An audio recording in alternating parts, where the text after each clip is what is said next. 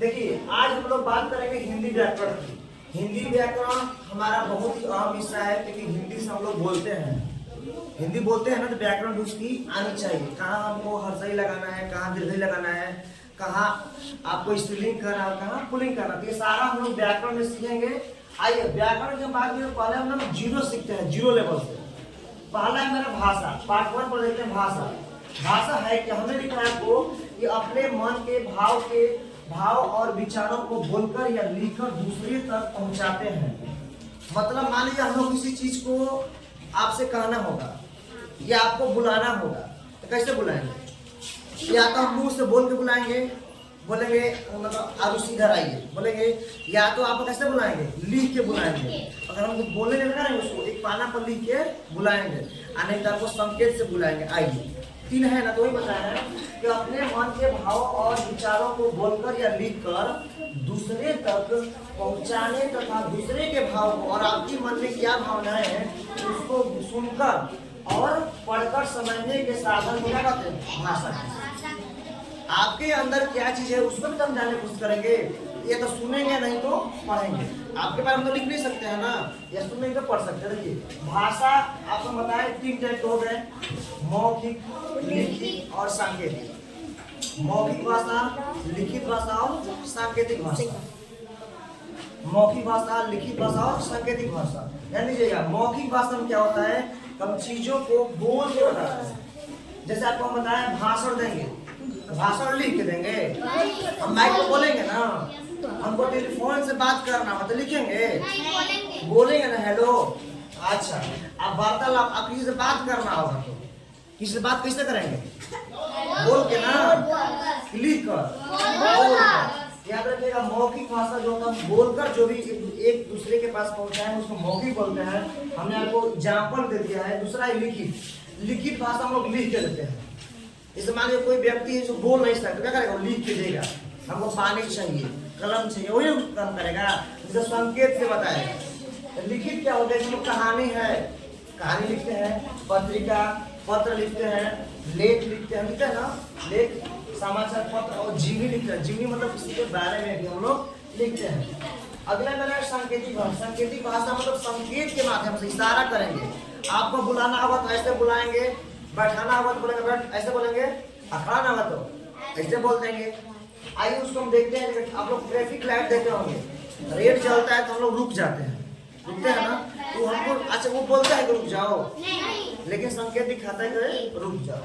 अब दूसरा का सड़क में आदत ना, सड़क के संकेतिक बोर्ड लगा होता है, ऐसे लगा रहता है, इधर मुड़ जाओ, इधर मुड़ जाओ, ऊपर जाओ, ऐसे लगा रहता है ना। ये सारा संकेत करता है, ठीक है ना। संकेत हो गया। कहीं ऐसे कर क्रॉस लगा देता है, मतलब क्या है? खतरा है। ऐसी भाषा को हम लोग बोलते हैं सांकेतिक भाषा। लेकिन गणित में क्या होता है? प्लस का चिन्ह, हम 5 इधर चिन्ह 2, ऐसे क्या बोलते हैं? जोड़ बोलती है। यहाँ पे जोड़ लिखा है, कहाँ जोड़ लिखा है? नहीं, लेकिन इसका सिंबल है ना, संकेत है ना, ये क्या हो गया? सांकेतिक भाषा। भाषा कितने प्रकार की? 3। कौन कौन? पहला बोलकर है, पहला, दूसरा, तीसरा बहुत सुंदर भाषा हो गया। अब देखिए भाषा होगा तब बोली होगा। हम लोग भाषा से क्या बोलते हैं? बोली बोलते हैं ना। किसी सीमित क्षेत्र विशेष में बोली जाने वाले स्थानिक भाषा को लोग बोली कहते हैं। किसी सीमित क्षेत्र में विशेष में बोले जाने भाषा। देखिए हमारे यहाँ भोजपुरी चलता है ना। आप यहाँ से चले जाए पटना में, तो पटना भोजपुरी चलेगा? पटना भोजपुरी उसका भाषा बदल जाएगा। मतलब सीमित क्षेत्र का मतलब सबका अपना अलग अलग भाषा है। आप कहीं जाइएगा तो सबका मतलब जिस क्षेत्र में है उसका भाषा क्या है? अलग है, उसको हम लोग बोली कहते हैं। अगला हम लोग ये पूरा हो गया हम लोग पार्ट 1 का। ये हम लोग पार्ट 2 में आते हैं। पार्ट 2 में आएंगे, इसमें देखिए पहला वर्ड है लिपि। लिपि को हम लोग समझते हैं। लिपि है क्या चीज? किसी भाषा को लिखने की विधि या तरीके को लिपि कहते हैं। मान लीजिए कोई भाषा है, उसको लिखने का तरीके तो होना चाहिए, उसी को हम क्या बोलेंगे? लिपि। किसी भाषा को लिखने की विधि के तरीके को क्या बोलते हैं? या तरीके को लिपि कहते हैं। मतलब वो चीज सूचीबद्ध हो। प्रत्येक भाषा की अपनी अपनी लिपि होती है। जितनी सारी भाषाएं हैं उसकी अपनी लिपि होती है। ध्यान दीजिएगा, अगर लिपि अगर आपकी ये देखिए हिंदी और संस्कृत है, इसकी लिपि क्या है? देवनागरी है। मतलब देवनागरी में हम दोनों लिख सकते हैं, हिंदी और संस्कृत। याद रखिएगा, जितनी सारी भाषाएं हैं उसका लिपि होता है। बिना लिपि की भाषा लिखी नहीं जाएगी। लिपि वही है भाषा को लिखने की विधि या तरीके, उस भाषा को हम किस विधि से लिखें या किस तरीके से लिखें। जैसे आपको लिखना होगा कलम, ध्यान दीजिएगा, कलम एक तरीका है ना, पहले को आएगा फिर लो आएगा, मतलब म आएगा। आप लिख दीजिएगा म ल आ क, कि कलम हुआ। एक तरीका है ना लिखने का, वही है क्या? लिपि है। आइए देखिए, आपको बताया है संस्कृत और हिंदी की लिपि क्या है? देवनागरी। यहाँ पे परीक्षा के एग्जाम में संस्कृत और हिंदी की लिपि देवनागरी। पंजाबी भाषा की लिपि है गुरुमुखी, उर्दू भाषा की लिपि है फारसी, और अंग्रेजी का है रोमन। जो इंग्लिश में भाषा लिखी जाती है उस भाषा को हम लोग बोलते हैं रोमन। हो गया। अगला आपसे व्याकरण। हमने पहले भाषा सीखा, भाषा के बाद बोली सीखा, बोली के बाद हम सीखे लिपि, अब आते हैं व्याकरण। व्याकरण है क्या चीज? देखते हैं। व्याकरण वह शास्त्र है जिसके पढ़ने से हमें भाषा के नियमों की जानकारी होती है। हम देखिए, कोई चीज बिना नियम का नहीं होगा, होगा नहीं होगा। हर चीज का अपना अपना नियम है। तो देखिए, हम लोग सड़क पर चलते हैं तो बाएं क्यों चलते हैं? क्योंकि वो नियम बनाया गया है। अगर हमारे देश में अगर बाएं नहीं चलिएगा तो आप एक्सीडेंट कर जाइएगा, कि वो नियम सब फॉलो करता है। एक व्यक्ति बाएं चलेगा और एक व्यक्ति दाएं चल जाएगा। अब आप इधर से बाएं जा रहे हैं और वो उधर से दाएं चला है, तो दोनों व्यक्ति लड़ न जाएंगे। इसीलिए एक नियम होना चाहिए ताकि वो नियम को सब फॉलो करे। तो वही व्याकरण कहता है कि व्याकरण वह शास्त्र है जिसको पढ़ने से हमें भाषा के नियमों की जानकारी होती है, नियमों की जानकारी होती है, और इन नियमों को पढ़कर हम शुद्ध लिखना और बोलना सीखते हैं। आपको माने पानी लिखना होगा, ध्यान दीजिए, पानी से लिखते हैं ना। आज कोई व्यक्ति लिखेगा पानी, ऐसे लिख देगा, ये लिखने का मतलब नहीं है, गलत है ना। यही व्याकरण कहता है आप चीजों को सही सही लिखना सीख जाए। व्याकरण का मतलब यही है कि आप उस नियम को सीखिए, पढ़ने से जो नियम बना उसको सीखिए, और शुद्ध लिखना और पढ़ना भी सीखिए। देखिए, व्याकरण के 3 पार्ट हो गए। पहला है वर्ण विचार, दूसरा है शब्द विचार, और तीसरा है वाक्य विचार। अभी हमारे क्लास के हिसाब से आपको 3 ही विचार पढ़ने हैं, वर्ण विचार, शब्द विचार और वाक्य विचार। ये आप समझिएगा। वर्ण विचार क्या है?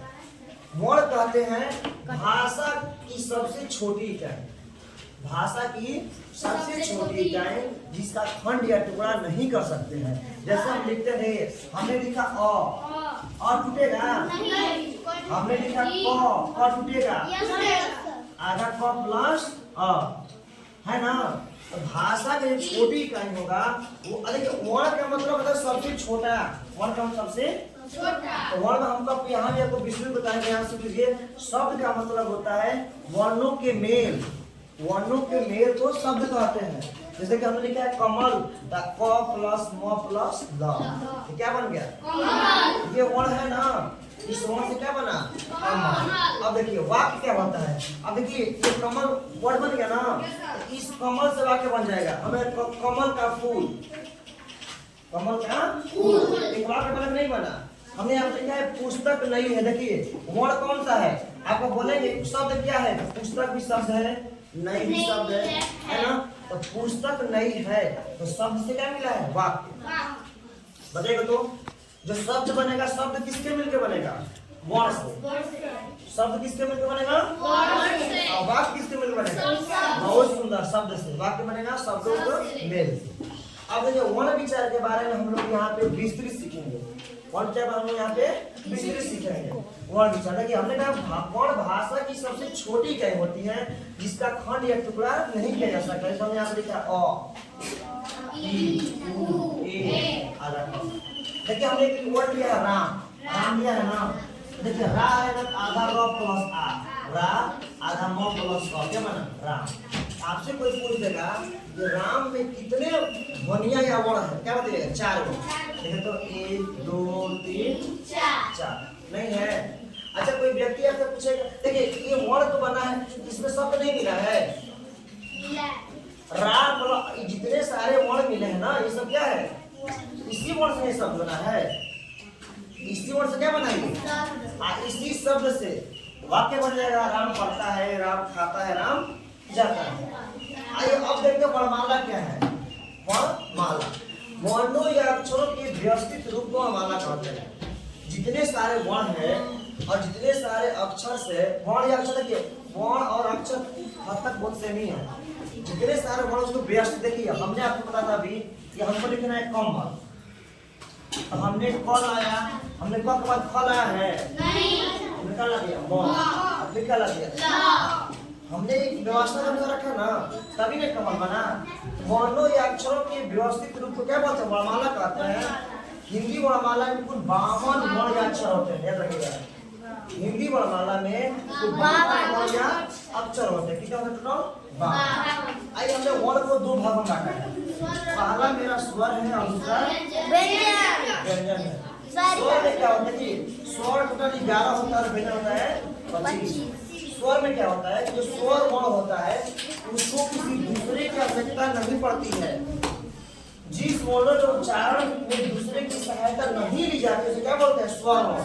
अ, आ, ई या बड़ी, इस वर्ण में किसी दूसरे की सहायता नहीं ली जाती है, इसे क्या बोलते हैं हम लोग, स्वर वर्ण। व्यंजन वर्ण होता है इसके उच्चारण में स्वर की सहायता ली जाती है। जिस वर्ण के उच्चारण में स्वर की सहायता ली जाती है उसे हम बोलते हैं व्यंजन वर्ण। हमको क बोलना होगा तो आधा क प्लस अ, क्या बनेगा, क। ये होता है व्यंजन वर्ण। ये टोटल 25 है। इसके बारे में भी जितने स्वर हैं और जितने व्यंजन है इसकी चर्चा भी हम अगले नेक्स्ट डे करेंगे। लेकिन अभी हम इतना, हमने 3 पार्ट आपको बनाया ना, इस तीनों पार्ट को सीखना अति आवश्यक है। आइए एक बार आपको रिवीजन कराते हैं। बताइए भाषा क्या है, अपनी मन के भावों को बोलकर या लिखकर विश्वोत्तम को या के भावों विचारों को समझ या पढ़ने समझने।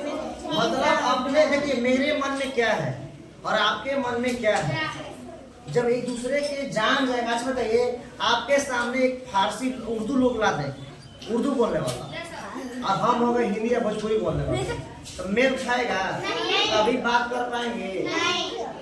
हम तो हिंदी समझते हैं तो हिंदी बोलने वाला ही हमको चाहिए ना, तभी उसकी भाषा समझ पाएंगे। तो वही है कि अपने मन के भाव को बोलकर लिखकर दूसरे को, एक दूसरे के भाव को समझें, वो क्या कहलाएगा, भाषा। भाषा हमने 3 तरह का बताया, मौखिक, या तो हम बोल के समझे, या तो लिख के समझे, या तो संगीत के माध्यम से समझे। ये समझ गए। एक बोली हमने बताया, किसी सीमित क्षेत्र में जो बोला जाएगा उसको क्या कहेंगे, बोली। किसी चीज को सीमित क्षेत्र में बोलने के क्या होता है, बोली। अगर आपको लिपि देखें, लिपि क्या होता है, भाषा को सही तरीके से लिखने की विधि को क्या बोलते हैं, लिपि। मान लीजिए आप हिंदी अलग तरीके से लिखिएगा और ये व्यक्ति अलग लिखेगा, तो समझ पाएगा। कोई एक तरीका होनी चाहिए, उसको बोलते हैं लिपि। लिपि बोलते हैं। बोली तो होगा सीमित क्षेत्र वाला। आइए अपने बारे संस्कृत और हिंदी की लिपि क्या है, देवनागरी। पंजाबी की लिपि गुरुमुखी, उर्दू का फारसी, और अंग्रेजी का व्याकरण। व्याकरण वह शास्त्र है जिसके पढ़ने से हमें भाषा के नियमों की जानकारी होती है, जिससे हमें पढ़कर शुद्ध लिखना और पढ़ना आ जाता है। व्याकरण 3 तरह का होता है, वर्ण विचार, शब्द विचार और वाक्य विचार। हमने वर्ण में बताया, जैसे क, अ, आ, ई, क वगैरह सब आएगा। सब में आएगा क प्लस ल प्लस ल, मतलब वर्णों को मिल क्या बनेगा, शब्द। और वाक्य बनेगा जब हम शब्द को मिलाएंगे तो क्या बनेगा, वाक्य। हमने यहाँ पे चर्चा किया सब वर्ण विचार का। वर्ण विचार का वर्ण क्या है, वर्ण भाषा की सबसे छोटी इकाई है जिसको हम लोग तोड़ नहीं सकते हैं। हम बताया अ, छोटी उ, ए, आधा क। हमने जब राम लिखा, आधा र प्लस आ, आधा म प्लस आ, ये हुआ राम। इसमें कुल 4 ध्वनियां हैं, 1 2 3 4। फिर हमने वर्णमाला की बात की। वर्णों या अक्षरों के व्यवस्थित रूप को वर्णमाला बोलते हैं। हिंदी वर्णमाला में कुल 52 वर्ण है। अब देखिए, अब वर्ण 2 टाइप का है, वो स्वर है, वो टोटल स्वर 11 है, टोटल व्यंजन 25 है। आगे में बताएंगे संयुक्त व्यंजन जो होता है उसमें भी 4 होते हैं, कल इसके बारे में बताएंगे। स्वर क्या है? जिस वर्ण के उच्चारण में किसी की सहायता नहीं ली जाती है उस हम स्वर का, जैसे अ हो गया, आ हो गया, ई हो गया। लेकिन व्यंजन क्या होता है? व्यंजन स्वर वर्ण की सहायता से उच्चारण का होता है। हमने बोला क, आधा क प्लस अ, तो क्या बन गया? क। ये अभी हिंदी का इतना रहा, आगे हम नेक्स्ट देखेंगे।